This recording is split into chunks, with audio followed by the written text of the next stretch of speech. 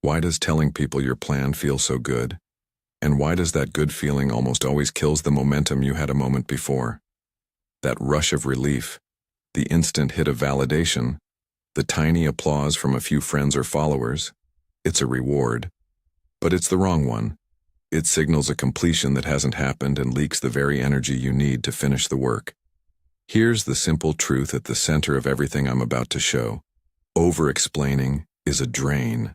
Every explanation, every premature announcement, every effort to justify your choices to the world spends attention you cannot afford to lose. Stoic practice teaches us to guard our inner resources. Modern psychology names attention as currency.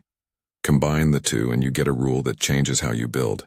Protect your attention, build in private, let results make the case. In the next minutes, you'll get 10 Stoic insights that do one thing: give you a practical map to stop over-explaining and start finishing. Each insight is short. Each comes with a clear micro-action you can try today. These are not slogans. They are tools to protect your time, your focus, and your momentum. Preview the 10. Protect privacy. Hold words lightly. Budget your attention. Set clearer boundaries. Defend your momentum. Avoid feeding gossip. Accept others' discomfort with your change. Practice silence as training. Share only with the trusted few, and let results speak for themselves. Your life is not for public consumption. Stoic frame. The self is a workshop, not a stage. Marcus Aurelius urged us to care for our inner citadel. The idea isn't secrecy for its own sake, but stewardship. When you treat your projects and your struggles as materials to be guarded, those materials are more likely to become finished work. Why it matters. Announcing progress turns private development into social theater. You convert change into a spectacle, and spectacles reward applause more than results. When your identity, your process, becomes content, the content becomes the goal. You stop building and start managing perception. Example. Think of a builder who posts daily photos of the same wall before it's finished. The comments praise effort. The builder feels seen, then slows. The wall stays half-built. By contrast, the builder who works for weeks without posting finishes faster, and when they finally reveal the room, the work speaks. The difference is where the builder spent attention, on the craft or on the commentary. Micro-action. For the next 7 days, close one public channel you normally post to about your work. Treat one project as private until it reaches a measurable milestone. Words lose power when given too soon. Stoic frame. Saying something aloud is an emotional transaction. Epictetus taught that our judgments shape what happens to us more than events themselves. Speaking prematurely substitutes a verbal reward for the labor reward. Words can satisfy you before actions do. Why it matters. When you describe plans in detail, you experience a phantom completion. That sensation lowers the brain's drive to finish. The dopamine hit from acknowledgement replaces the motivation that comes from progress. You've effectively cashed a check before you earned it. Example. A writer announces a book idea in a long thread. That thread gets traction. For a week, the writer measures progress by likes instead of pages. 2 months later, there are 3 blog posts, 0 chapters. The announcement created a substitute for the work. Micro-action. Next time you feel the urge to explain your plan, write the outline privately and schedule a public post only after you've completed the first measurable step. Attention is currency. Spend it where it compounds. Stoic frame. Seneca warned about wasting time. Modern thinkers call attention the currency of achievement. Every minute you spend explaining, defending, or justifying is a minute taken from doing. Budget your attention like you budget money. Some spending is necessary, most should be invested. Why it matters. Not all attention is equal. Time spent polishing an idea in public often yields social returns, comments, sympathy, likes, that do not compound into real progress. Attention invested in practice compounds. It accumulates skill, builds systems, produces feedback loops that increase future productivity. Example. Imagine two people saving for retirement. One splurges on instant status, flashy posts about goals, frequent updates that make them feel wealthy in social currency. The other quietly invests in skill and time. When results come, they are enduring. The first has followers, the second has assets. Micro-action. Create a weekly attention budget. List your 3 highest leverage tasks and limit public explanation time to one short update only after measurable progress. This next point will feel immediate because it cuts into how you manage people around you. Respect your boundaries. You don't owe constant explanations. Stoic frame. Stoicism isn't about being closed off, but about recognizing what's within your control. Your energy is within your control. Constant explanations are not an obligation. Setting boundaries is an act of self-governance, not rudeness. Why it matters. Every explanation you give is a negotiation that costs you energy and reopens a conversation you may not be ready to have. People will pull you into debates, demand justifications, or make suggestions that distract you. Boundaries preserve the bandwidth you need to solve problems. Example. You tell colleagues about a pivot in a project and are suddenly fielding feedback, competing opinions, and requests to compromise your timeline. That free feedback may seem helpful, but if it pulls you away from deep work, it becomes sabotage by distraction. Microaction. Identify one recurring conversation that drains you and prepare a single-sentence response to use for a week. Short, polite, non-negotiable. Momentum is fragile. Protect it by building in private. Stoic frame. Momentum is like a fire. It needs fuel and shelter.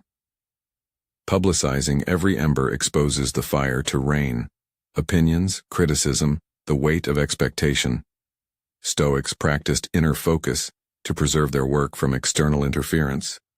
Building in private creates a protected environment for iteration and failure without spectacle. Why it matters. When you build under the gaze of spectators, experiment becomes performance. You feel pressured to succeed visibly and quickly, which makes you less likely to try risky but necessary moves. Private work allows you to fail, learn, and pivot without the cost of public explanation. Example. A founder launches a public fundraising update with optimistic metrics. When those metrics slip, credibility drops, fundraising becomes harder, and the founder's ability to experiment suffers. A founder who iterates in private can test, adapt, and present progress substantively later. Micro-action. For one project, halt all status updates until you hit a defined metric. Keep a private log of experiments and results instead. Gossip is a system. Don't feed it with oversharing. Stoic frame. The social world runs on reputation and rumor. Seneca observed that people enjoy stories more than truths when it suits them. Oversharing hands fuel to a system that distorts intent and harvests drama. Stoicism teaches indifference to what's not useful. Gossip is rarely useful. Why it matters. When you tell the story of your work too early, you give others raw material for their own narratives. Their interpretations rarely match your intentions and often harm your ability to move cleanly between failures and iterations. Gossip converts your progress into someone else's entertainment. Example. Someone describes an idea as a sure thing to a circle of acquaintances. Weeks later, when the process faces setbacks, the narrative flips and the same circle treats the project as a failure. Worse, the person experiences social fatigue and becomes hesitant to try again. Microaction. The next time you're tempted to explain a sensitive or early-stage plan, name 3 possible misinterpretations that could arise and decide whether that risk is worth sharing. You'll notice a pattern. The first 6 insights all tighten the same muscle. Protection. They're about where you place value, how you conserve energy, and how you avoid turning private labors into public theater. But there's another layer here. Social prediction. People prefer the predictable you. Change threatens comfort. Stoic frame. Human beings are social animals. Predictability in others reduces cognitive load for the group. When you change, friends and acquaintances must update their mental models, which is effort they often avoid. Epictetus teaches that others' judgments are their business. Your responsibility is to act well within your control. Why it matters. If you constantly explain every step of your shift, your new habits, your new goals, you're asking everyone around you to do emotional recalibration work. They may resist, not because they're mean, but because readjusting is uncomfortable. Over-explaining is often an attempt to placate that discomfort. It rarely succeeds and often drains you. Example: a friend decides to stop drinking and talks about it on repeat to reassure others. Instead of support, they receive skepticism and unsolicited advice, which undermines their sense of agency. Had they acted consistently and spoken less, social friction would have been lower. Micro-action. Pick one personal change and keep your explanations to a minimum. Allow your behavior over the next month to do the most convincing. Silence is training, not emptiness. Stoic frame. Marcus Aurelius advised restraint in speech. Silence is a tool of the mind. Training yourself to tolerate quiet, unremarkable, unshared moments strengthens discipline. Silence lowers the constant roar that competes for attention and trains you to find satisfaction inside the process. Why it matters. We confuse silence with hiding or failure. In reality, silence builds robustness. It keeps you from measuring worth by external echoes. When you accept silence, you rebuild the internal metric for success, progress over applause. Example: consider someone who keeps a private morning routine and never posts about it. Over months, the routine compounds into better health and productivity. The person who posts every morning gets validation, but their routine remains fragile because it depends on comments, not habit. Micro-action. Designate one day a week as a silent work day. No public sharing about work, no personal status updates, just focused labor and a private note at night to record wins. Not everyone deserves your truth. Share selectively. Stoic frame. Trust is a scarce resource. Stoics emphasized prudence, giving scarce things to the right people. Your intimate details, experimental failures, and strategic decisions are valuable. They should be given deliberately. Why it matters. Oversharing dilutes trust. If you broadcast everything, people learn to take your updates as noise, not signal. Selecting a small set of trusted allies intensifies the quality of feedback and preserves your capacity to act freely. Example: a creator who shares draft with thousands gets scattered, conflicting advice. A creator who shares with 3 trusted peers receives focused critique that directly improves the work. The difference is depth, not breadth. Micro-action. Create a trust list. 3 people you'll share candid updates with for the next project and no one else. These insights are building a single muscle, the ability to treat your attention like an asset and to treat your work like an investment, not a performance. If you've started to feel the possibility of less noise and more speed in your life, that's the effect you want. But the work doesn't change by intention alone. You need practice. At this point, if what you're hearing feels useful, pause for one small commitment. Subscribe to this channel so the next set of tools lands in your feed. Consider this a permission slip to keep building in private with a community that values practice over performance. Now let's deepen the pattern. The next 3 insights push from protection into practice. They show how to make silence and selectivity habitual and how to ensure that your momentum isn't just guarded, but amplified. Progress doesn't need witnesses. Consistency matters more than visibility. Stoic frame. The Stoics prized steady effort. Progress is cumulative. It does not need applause at every step. Visibility is tempting because it short-circuits satisfaction, but consistent action, even unseen, compounds into outcomes that visibility never could. Why it matters. Visibility feels like progress, but it's often vanity. Consistency builds skills and systems. Public updates reward for the signal they create. Private consistency rewards for the capability it builds. The latter wins in the long run. Example: a musician rehearses daily for months in private. When they finally debut a polished piece, the performance resonates because of the depth behind it. Another musician streams every practice and grows followers, but lacks the same technical depth. Micro-action. Commit to a minimal daily practice of 20 minutes on one skill for 21 days. with no public updates until day 22. Silence protects experimentation. Failure is data, not reputation. Stoic frame. Failure is an essential teacher. Stoicism reframes setbacks as opportunities to refine judgment. When experiments happen in private, failure is data you can learn from without the cost of reputation damage. Why it matters. Public failure shapes a narrative that's hard to reframe. Private failure allows rapid pivoting. If you must iterate where mistakes remain, learning, not spectacle. Example. A startup runs a public beta, and the community lapses into critique as early bugs surface. The founders spent months managing sentiment instead of fixing core issues. A company that runs internal betas iterates faster and releases a better product. Microaction. Design one experiment for your current project and run it privately. Write the results in a private log and schedule a review in 7 days. Guard your narrative control. Explain less. Decide more.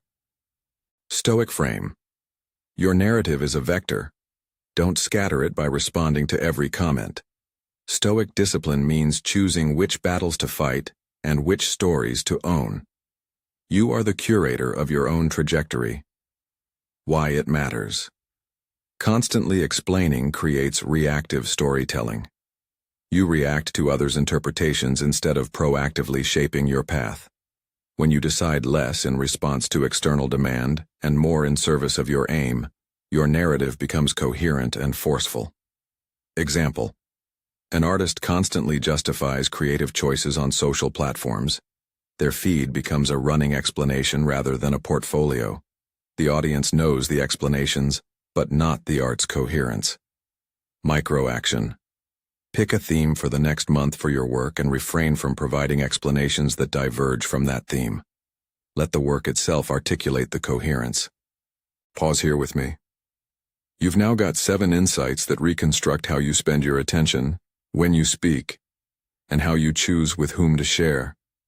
You've learned to treat silence as discipline, to budget attention like money, to protect the fragile flame of momentum, and to be deliberate in trust. These are not abstract rules. They are daily habits you can practice.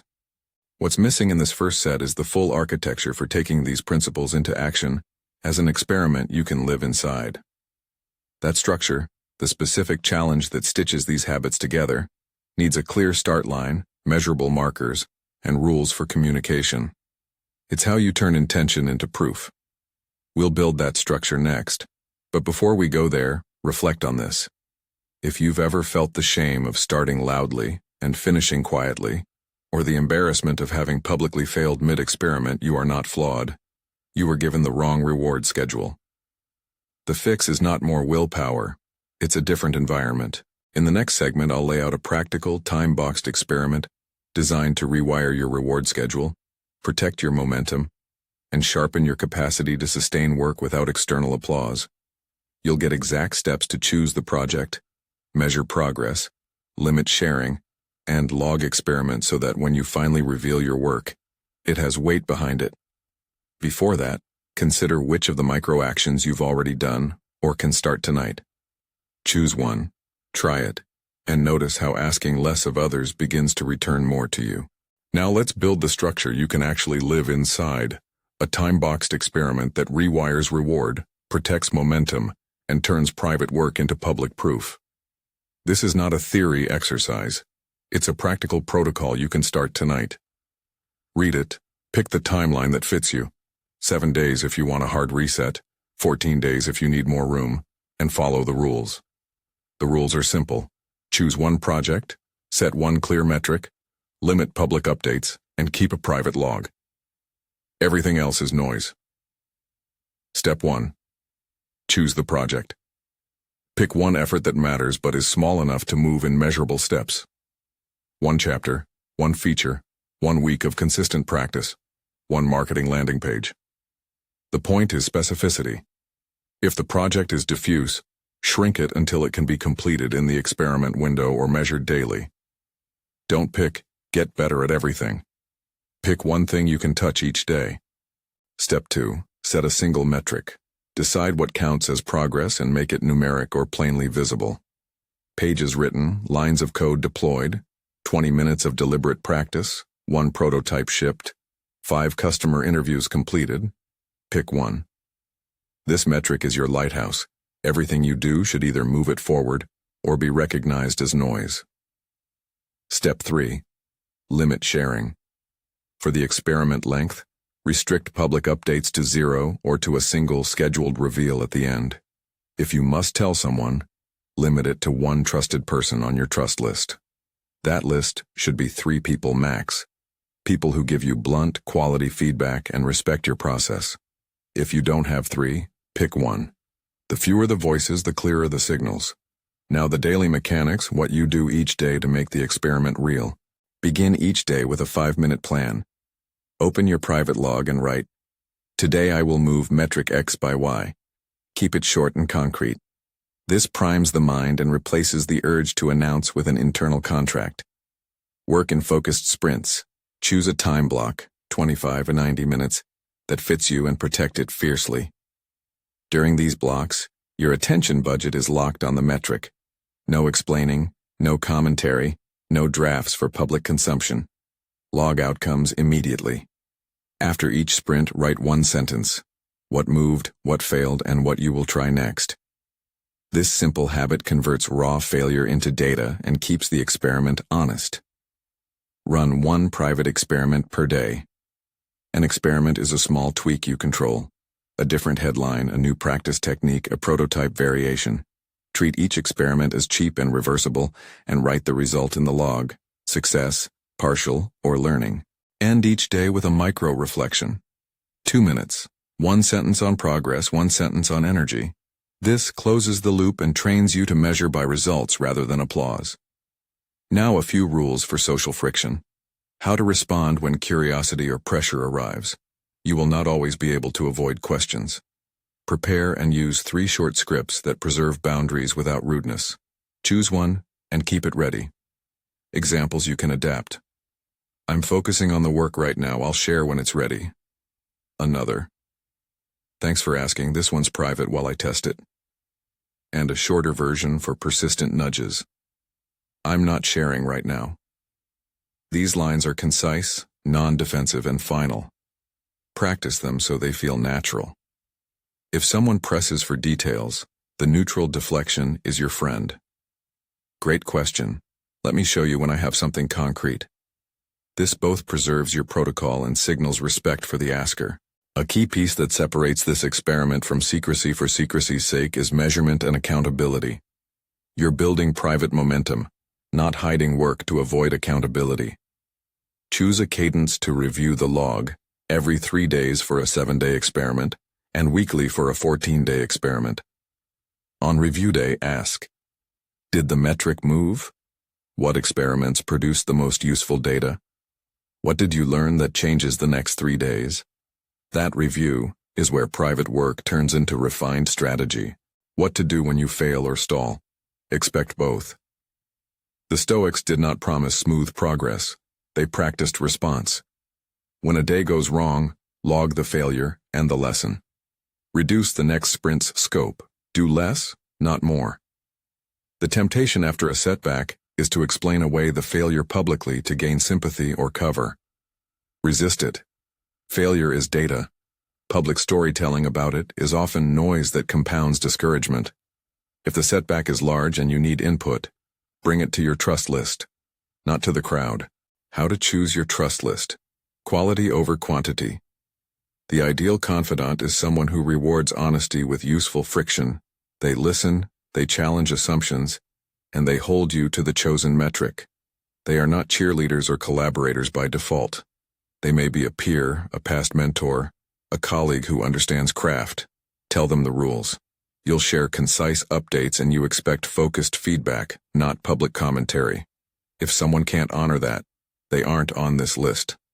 Now, how to measure success at the experiment's end. Success is not external applause. Success is integrity between what you intended to do and what you actually did. If your metric moved, you succeeded.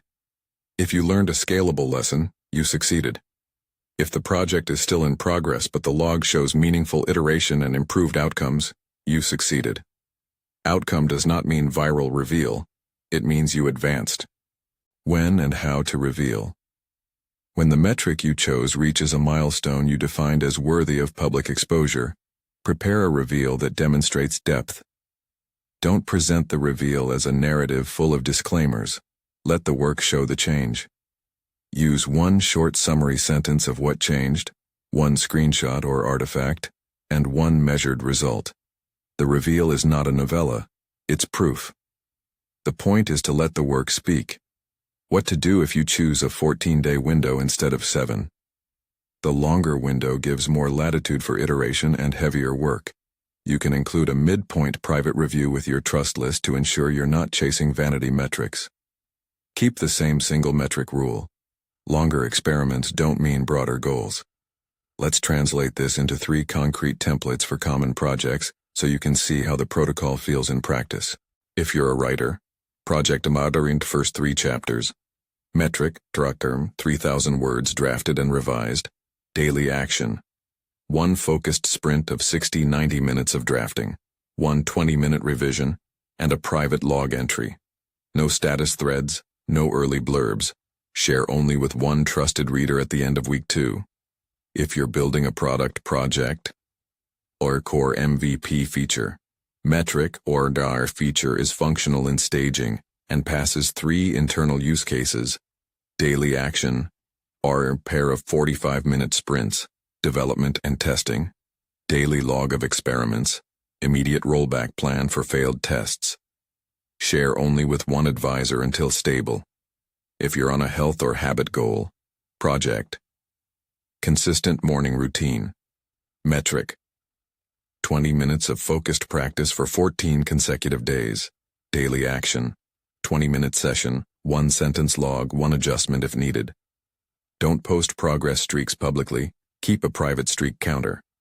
Share progress with 1 accountability partner at day 7 and day 14. Across these examples, notice the same pattern. Narrow project, clear metric, private iteration, daily logging, limited sharing. Now let's deepen the why. Because when the world pulls, you'll need a philosophy to stand by. Marcus Aurelius said, "You have power over your mind, not outside events. Realize this, and you will find strength." That sentence is a compass for the experiment. You cannot control how others react to your work, only how you direct your attention and respond to results. The power that matters is the power to choose where to spend your attention. Each time you withhold an explanation and instead return to the work, you exercise that power. Epictetus offers another precise nudge. First say to yourself what you would be, and then do what you have to do. Use this as a daily check-in. In your private log, begin with a sentence that says who you intend to be in relation to the project. Disciplined, curious, experimental, and then use the metric and the day's plan to do it. This keeps identity and action aligned and cuts the need for external validation. Practical friction points you'll face and how to handle them. Pressure to perform publicly. The more followers you have, the louder the pull to perform. Reframe public attention as permission, not obligation. Your audience does not own your process. When followers demand updates, use the boundary scripts. If you're building a business with stakeholders expecting updates, set a cadence for them, weekly snapshots that include the chosen metric, and 1 short line on what's next. This meets the obligation without leaking daily oxygen. Accountability versus exposure. Accountability keeps you honest. Exposure trades discipline for applause. Keep accountability structured and limited. Scheduled check-ins with a mentor or advisor who knows the work and the metric. Do not confuse constant broadcasting with accountability. The fear of missing out.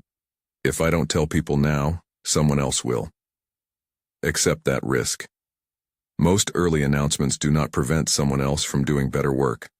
What they do often produce is friction, premature critique, and a thinner capacity to adapt. If someone else executes faster because they shared more, that's not your measurement of success. Focus on the metric. How to keep relationships intact while building in private. People close to you may feel excluded. Acknowledge that plainly when it matters. I'm shifting my focus to finish this. I'll be quieter for a bit. It's temporary. Offer a time to reconnect that does not involve project updates, dinner, a walk. Compassion goes a long way. The goal is not to cut people off, but to regulate the flow of information. When you break the rule, how to reset, you will slip. If you post or explain prematurely, don't shame yourself. Log the slip, note why it happened, and reset your protocol. Maybe the slip was due to loneliness, anxiety, or a need for feedback. Adjust the support structure. Schedule a 15-minute check-in with a confidant or add a 10-minute micro-reflection to the day. The protocol is adaptive, not punitive. A few guardrails for teams.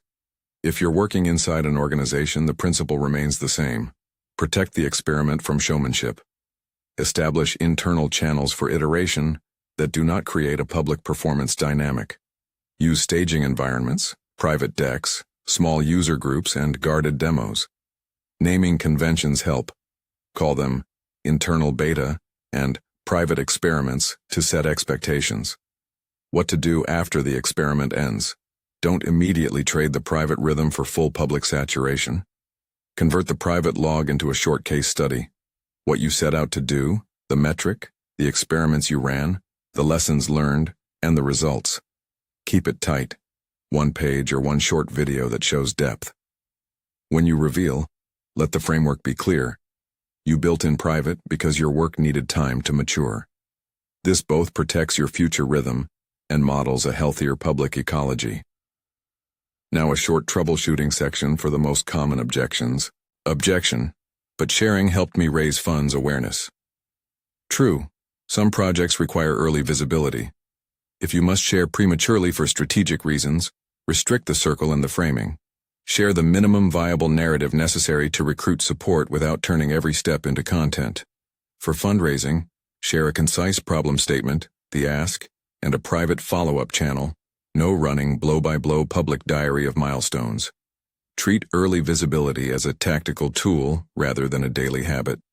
Objection, I need feedback. I'll get stuck if I don't show drafts. If feedback is the need, get it from your trust list. Choose people who can offer specific, actionable critique and agree on the format. Set expectations. They respond in this way and they won't repost. If you can't find trustworthy peers, consider paid coaching or a mentor who can be bound by confidentiality. Objection. I'm a creator. My audience wants the process. Then change the frame. Offer curated insights, not every raw step. Instead of streaming every iteration, share a distilled lesson once the change meaningfully shifts the work. Think of your audience as students of the craft, not witnesses to the rehearsal. They'll learn more from polished, reflective content than from raw trial and error. A short psychology note: why this works. Announcing prematurely creates a reward mismatch. You trade future completion dopamine for present social dopamine. The neurochemistry is real. Likes and validation are fast and satiating. The private experiment swaps immediate social rewards for intrinsic ones. The pleasure of competence, the slow build of skill, the small wins recorded in a private log. Over time, the brain learns to value the intrinsic reward. The habit forms. This is classic Stoic training reimagined with modern psychology. Discipline rewires desire. Now an extended example that ties many pieces together so you can see the full arc. Imagine a founder named Maya, who has a prototype for a productivity app. She has 20,000 followers and a history of posting product teasers. Maya chooses a 14-day build-in private experiment. Project: finalize the onboarding flow for a paid beta. Metric: onboarding flow converts 30% of test users to paid trial and private beta. Trust list: 3 advisors, an engineer, a UX designer, and a mentor. Day 1. Maya sets the metric and writes the first log. She schedules 2 focused blocks, one for user testing and one for iteration. She prepares the private beta flow, no public posts. Day 3. A friend asks about progress on social. Maya uses the prepared script. I'm focusing on the beta. I'll share results when it's ready. No elaboration. Day 5. An experiment fails. Conversion is 5%. She logs the failure and runs a micro-experiment on messaging. She does not announce the failure publicly. Day 8. The trust list meets privately. They suggest a small interface change. Maya implements it immediately, logs results. Day 14. The metric hits 33% conversion.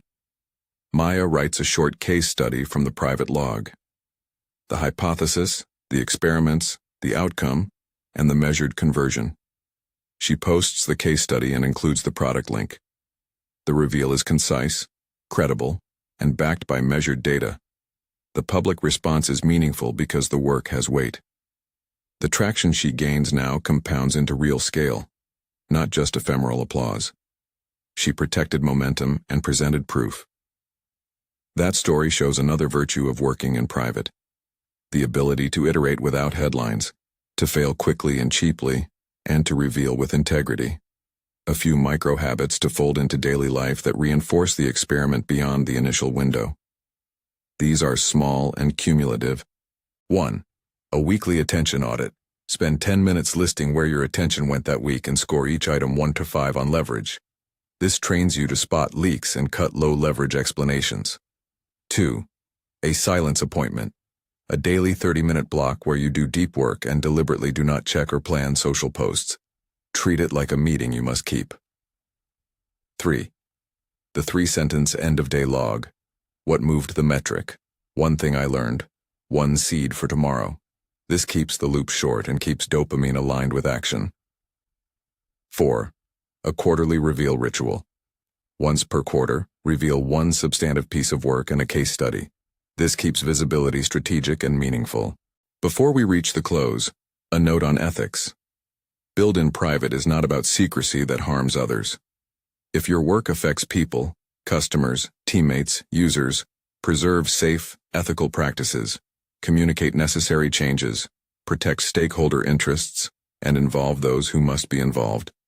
The rule is to avoid unnecessary publicization, not necessary transparency.